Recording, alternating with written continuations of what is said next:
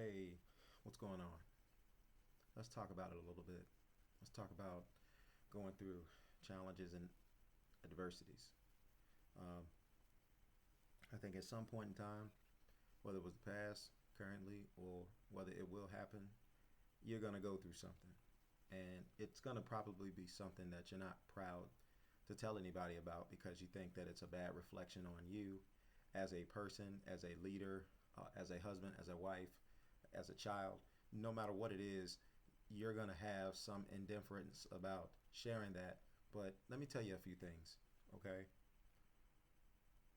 You don't really find out what something is made of until it's put through the fire.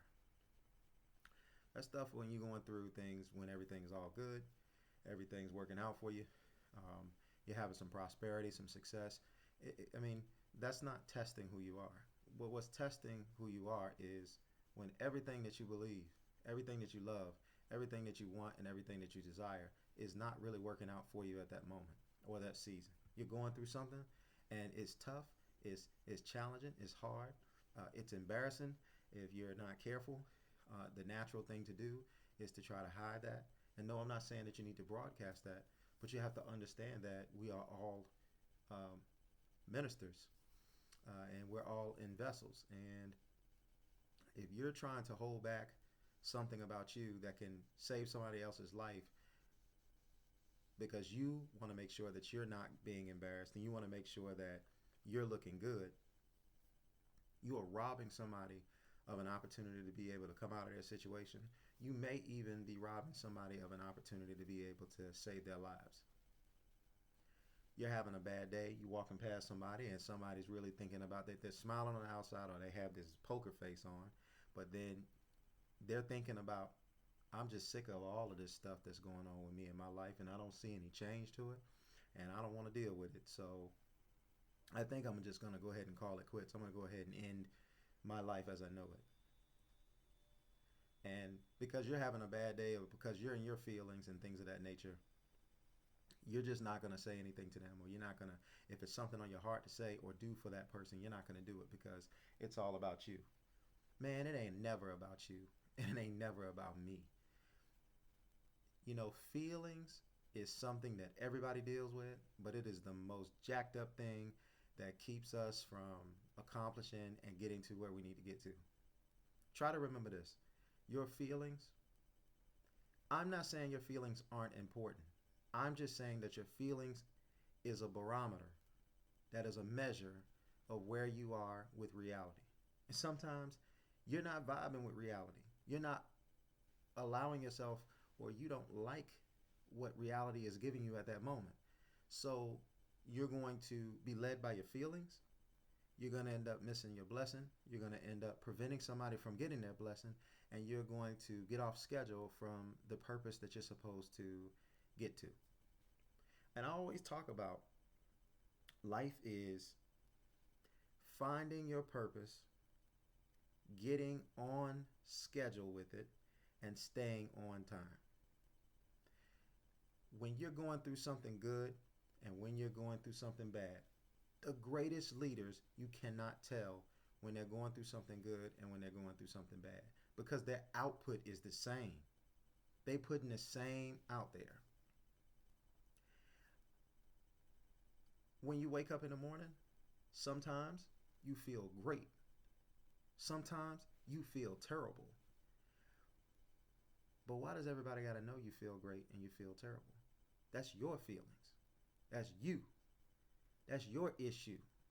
Your issue is you. That ain't got nothing to do with nobody else. You are put here for a specific assignment, and you need to stay the course. And listen, granted, you're not going to be able to give 100% every day because you're not going to feel like 100% every day. But whatever you feel like that day, you better be honest with yourself and you better give it that day. And even try to find how you can give a little bit more. Because sometimes your body and your mind aren't on the same page. And your body can take a little bit more than your feelings think it can take. And that's part of whipping yourself into shape, getting into shape. And that's just not physically. You got to be in shape for anything that you do. You got to be fit to do anything well. Fit to do anything well. That's why people cross train. They want to be ready for anything. Let me tell you something. When you play football and you play defense, let's say you're playing in the secondary, you know, the play is going to last typically in terms of coverage. A defensive back covers a wide receiver and he needs to cover him for about 7 seconds. Okay? Some would debate more, some would debate less. But when I was in college, I was taught you got to be excellent in coverage for 7 seconds because everything that needs to happen is going to happen really within a 7-second period. Now, is that a blanket statement? Absolutely not. There's no silver bullets for that.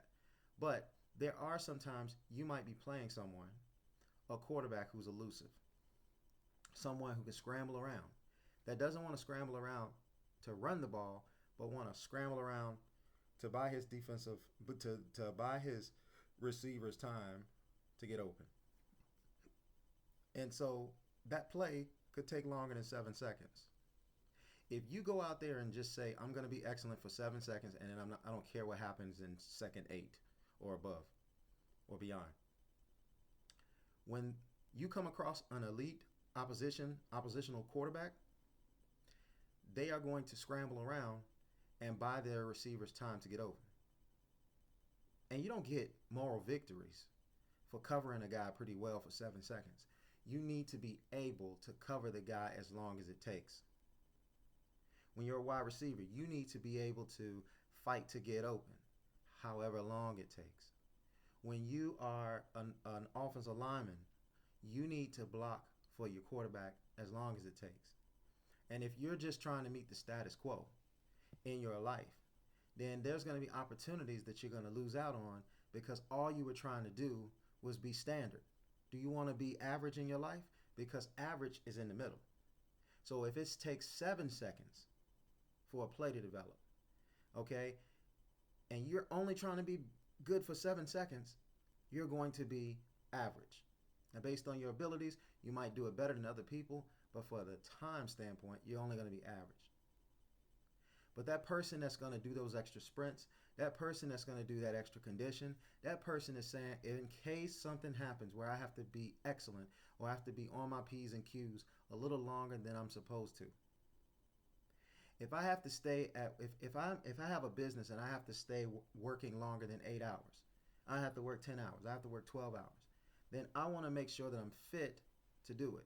Now, that doesn't mean that I have muscles bulging out of everywhere and that's what fitness means. No, there is a mental fitness.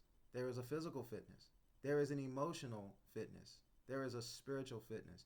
So it's about being fit in all areas that makes up and comprise of what's needed to be elite. So if you're going to be elite in your life, you can't dog your drills. You can't dog your assignments. You can't dog doing the things that you got to do. You got to be intentional in your approach and you have to be excellent in your moment. If you got to do 40 yards, if you got to run the 40-yard dash, then you must be intentional about how you come out of the blocks. You got to be intentional about how you raise up. You got to be intentional about your stride. Because nothing's going to get you the best results than you trying to push yourself to go a little bit further than you once did. Because see, this is what will happen. If you can go that far and you try to push that far, it may be all difficult to get that far. But once your body experience, oh, I can do that, the next time it's going to be conditioned to be able to do this easier. And I'm not saying the next time is going to be easy, but it gets easier. So you should be trying to push yourself beyond your limits of what you think you can do, because you can do more than you think you can do. When somebody says this is impossible, you should try to reach for the impossible. I'm not saying that your expectations should be your goal should be to be impossible, but what I'm saying is you be real about what you can do, what you know you can do. Don't shortchange yourself from what you know you can do, but try to strive to go beyond that. I remember in college, my strength and conditioning coach used to say, the exercise does not begin until you're ready to quit. So your body's going to tell you, okay, this is a little challenging, put the weight up. But then you really don't experience growth. The lead up to that doesn't do much for you. Matter of fact, if you can do something, if you can rep something 20 times until it starts to hurt, then if you just keep repping 20 times, you're not going to get any better. You're not going to get any worse, but you're not going to get any better. You're going to maintain. But if you're striving to be better, stronger, that exercise doesn't begin until rep 21. And then that's the real count. So in your life, how many reps can you do at whatever you do? How many hours can you go above and beyond what you regularly do in your field of practice? How important is it for you to dig deep and try to get that extra rep? And if you get that extra rep, can you do one more? Can you do one more? Can you do one more? Now, you have to be in tune with yourself because you could be feeling something inside that's not right. Yeah, you need to stop. But there's a difference between injury and there's a difference between pain. If you physically can't do something or doing something is going to actually do you more harm than good, that's one thing. But if it's just pain, if it's just sacrifice, if it's just suffering, you better lean into the pain, the sacrifice, and the suffering so that you can become comfortable with what's uncomfortable. See, most of you out here, including myself at one point, I just wanted to be comfortable.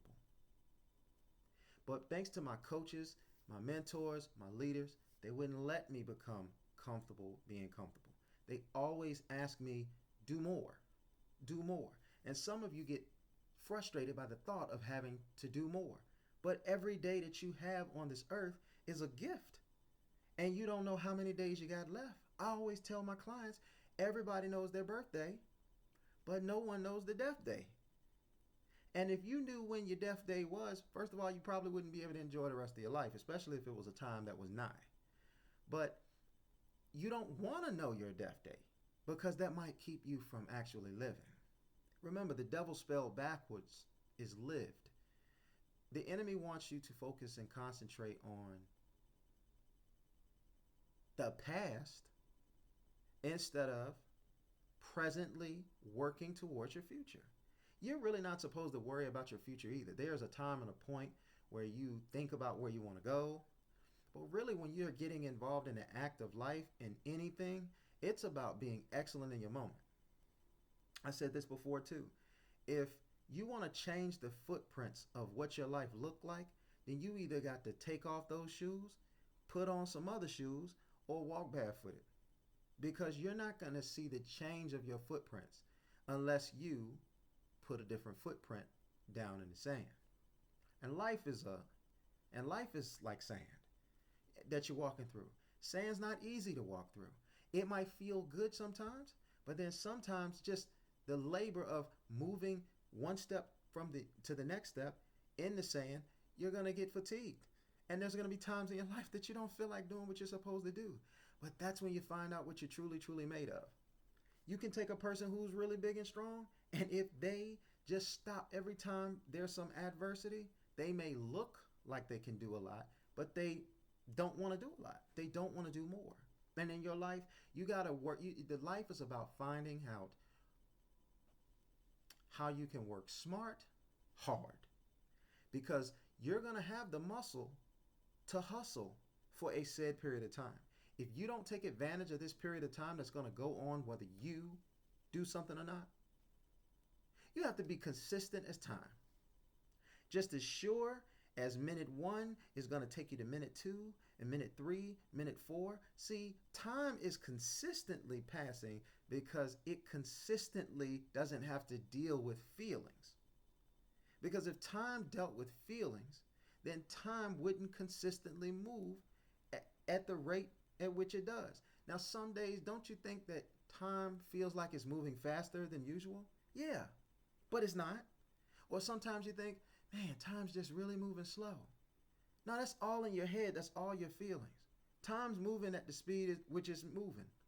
That clock is going. Look, minute one to get to minute two is going to be the same amount of time as minute 50 to get to minute 51 of an hour.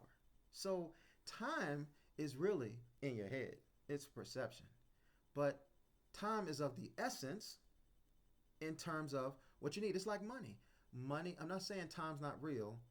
Time is just man trying to quantify uh, a period of time or trying to measure the space we live in. But there really is no such thing as time. That's just like it's really no such thing as money.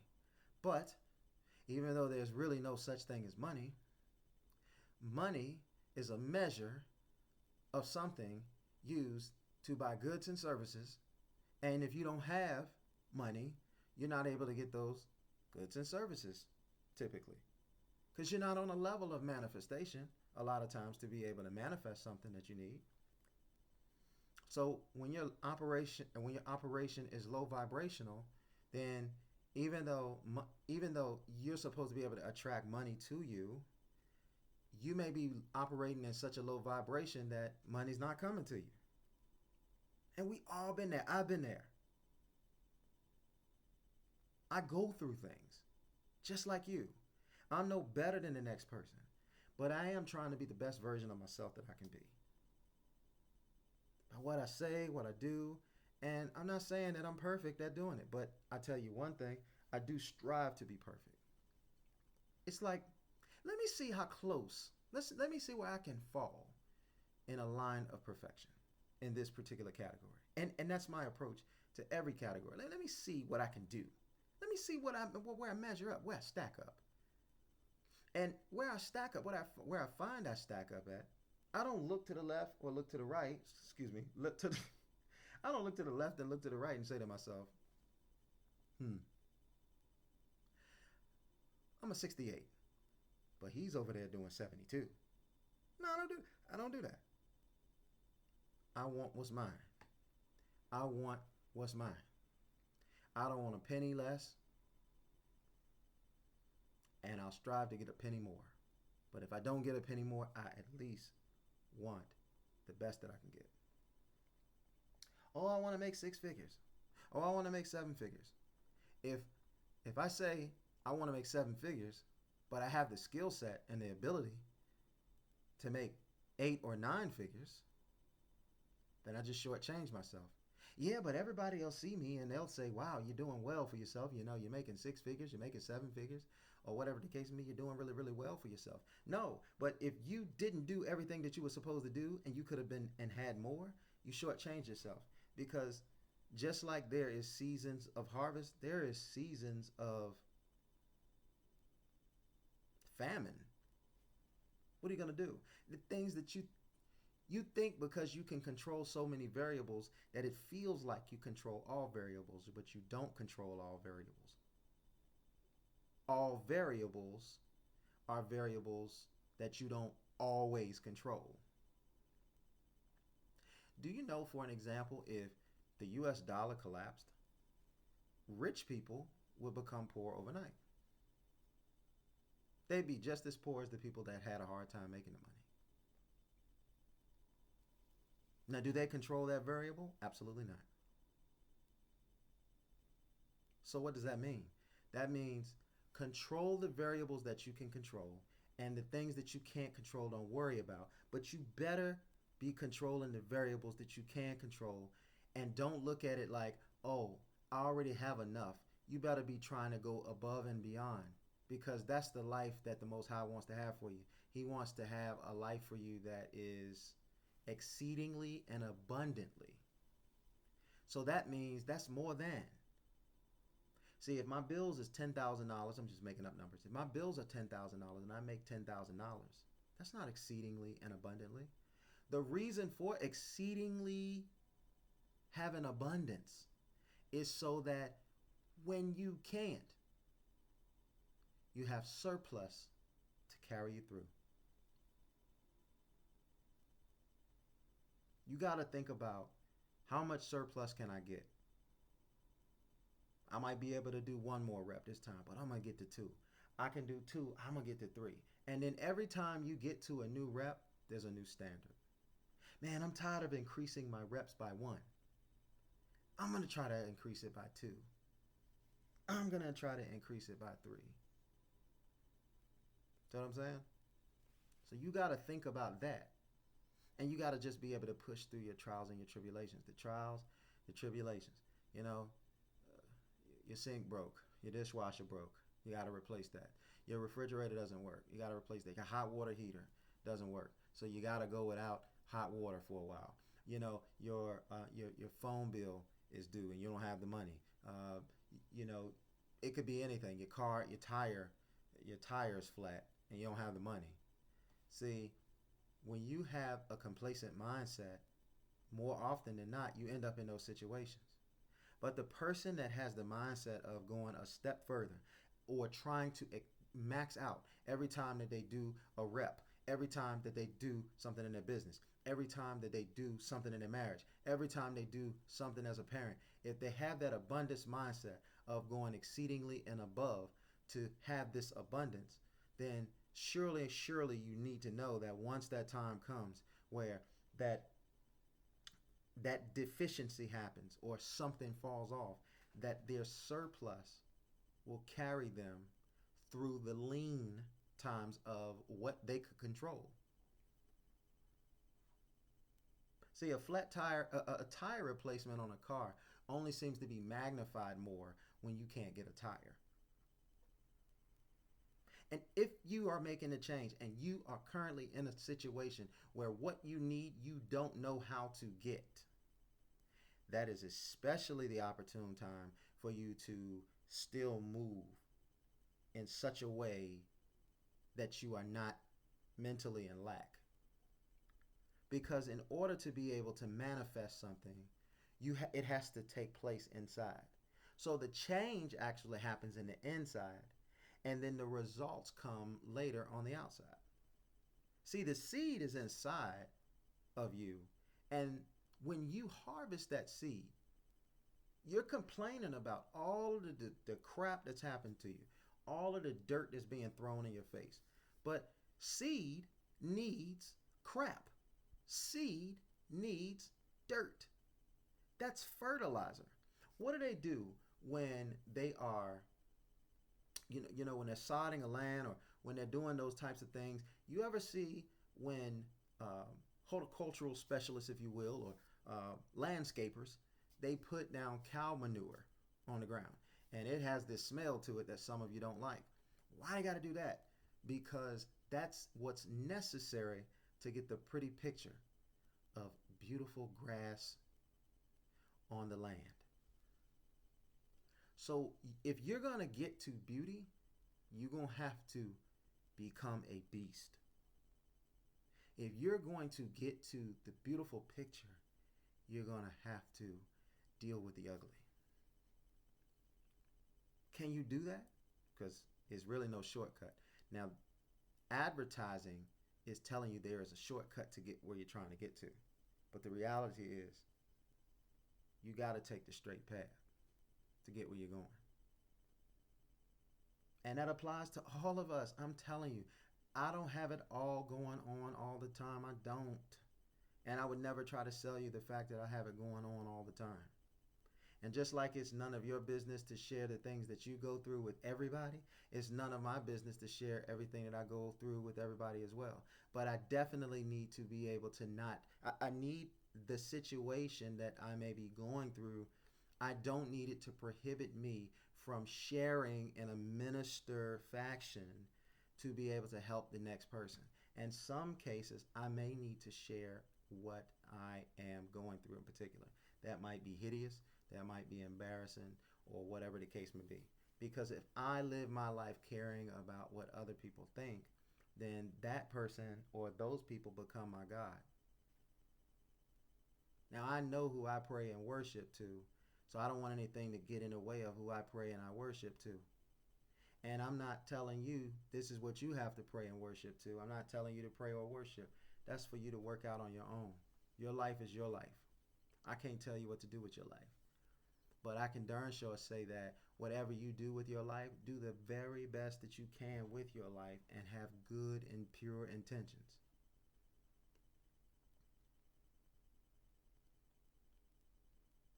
Don't know how your bill's going to get paid? Keep going to work. Keep working on your business. Don't know if this person is going to say yes to you? Keep asking. Keep asking. Don't know if this person is going to give you the time of day? Try it. I'm not saying that, because listen, nothing about losing or failure feels good. But like I said earlier, your feelings don't really matter. It's just the result of what you got has you feeling a type of way that you don't like feeling. And it's always going to be that way when you don't achieve the result that you think that you should have achieved. But that loss can turn into a lesson instead of a loss. It's a loss if you don't do anything with it. But if you take what happened in that loss, you simply change the spelling and the meaning of that loss to what's learned. You change it from a loss to a lesson. When a teacher is teaching a lesson, the teacher is going to give a test on the lesson. If you fail the test, then that means you didn't understand the lesson. And then you may have to repeat the lesson. Tired of repeating the lessons? Then pay attention to what happened and stop being arrogant about or justifying or taking no accountability for what's going wrong. Yeah, but the reason that didn't work out for me and what had happened was, no. Take accountability for it. Because you're responsible for your outcomes. You're responsible for that. Like, even if you grew up in a home that put you at a lot of disadvantages, clearly you were born into that situation. So clearly there's something inside of you, or you have the things inside of you to overcome those shortcomings of the situation you was born into. Man, I wish I was born to a family that had money. It was just me and my mom, and my mom was broke all the time. You were born into that situation for a purpose. Your purpose ain't wrong about you. But your parents are responsible for how you start, but they're not responsible for how you finish. So if you're going through your whole adult life and you're still blaming things from your past, you had an opportunity to fix it. You just haven't fixed it. So again, you need to start thinking about those things, because the key to your life is in your hands. And even if the key to your life is in somebody else's hands and you're grown, you gave them the keys.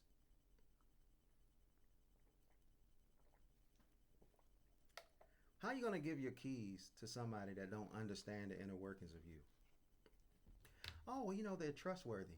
Yeah, a person with even the most purest intentions can mess you over. Even if they don't intend to mess you over, they can mess you over simply because they don't understand the nuances of what you need in each situation. They're just making a guesstimation if they don't have a full understanding. How can someone give you a 100% informed answer to a question that you have when you didn't give them 100% of the information? At best, however many percentage points that you gave them about the situation is the best that you can get from them in terms of an answer. See, you don't want to tell things, you don't want to tell the whole story, you want to tell your side of the story. They say, man, there's three sides. There's this person's side, there's that person's side, and then there's the truth in the middle. Well, if people got out of their own way, it would only be one side, and that would be the truth. So what are you going to do? You're going to sit there and keep playing around, or are you going to get on your job? And yeah, it's going to hurt. And yeah, it's not going to feel good. But it ain't supposed to feel good.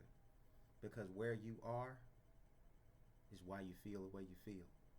And you will change the way you feel. You change who you are. When you are who you are. Well, I remember when I used to play football. When I first started playing football, I was very slim. When I got hit, I could feel those hits. But when I got big, even going to a new level where people were bigger, stronger, and hit harder, those hits didn't bother me like they did in high school. So be prepared for the level you're going to be on. I always say, make sure that your perception is above reality. And I'm not talking about you making something up. What I'm saying is, be able to have the perception to be able to accept your reality, because you can't change your reality unless you accept that the reality is what it is. But when you're in delusion mode and you're always thinking, or you have this fictitious look on life, you ain't gonna accomplish anything. You aren't fit for society. You're not fit for the world that you live in. You're not fit for realism. Got to be real. And if you can digest the reality, then you can poop it out. You can extract from it what you need and poop it out. When you eat food, the reason that you poop is because of the waste that's left behind. Your body takes everything that it needs from what you give it, and whatever it can't use, it pushes right out of your body. But if you never eat, why would you ever poop? If you're going to give yourself what you need, you're going to have to deal with the whole package of what you got to ingest. And some things you got to ingest sometimes are things that you don't really want to taste. Look, there's a lot of good foods for you, but your taste buds can sometimes deter you from wanting to eat those foods. Can't listen to your taste buds. You just got to eat what you got to eat. Do what you got to do. Excuse me. So I want to close up there. I didn't want to be long today because I think I said what I needed to say. But like I said, you put your head down and do what you got to do. Don't worry about what anybody else think. Don't worry about what anybody else feel about you. And don't worry about your feelings about the reality. That's, if you want to change the way you feel about something, then get in a different position in reality so you won't feel the same way. If you really care about your feelings like that, then that's what you got to do. Otherwise, just really shut up and just put your head down and do what you got to do, and find something in the process of the journey that you can smile about and grab a hold to. You better find the eye of the storms that you go through, and stop hanging around in the walls of the storm where there's life-threatening surges that's going to overcome you and wash you away. No matter how big or how small the storm is, it's got an eye. Your job is to find the eyes of the storm that you're supposed to go to. And you won't have to find the eye of the storm that you are supposed to go to, because if you're on schedule and on time with your purpose, then the only storms you'll be dealing with is the storms that's designed for you. All right.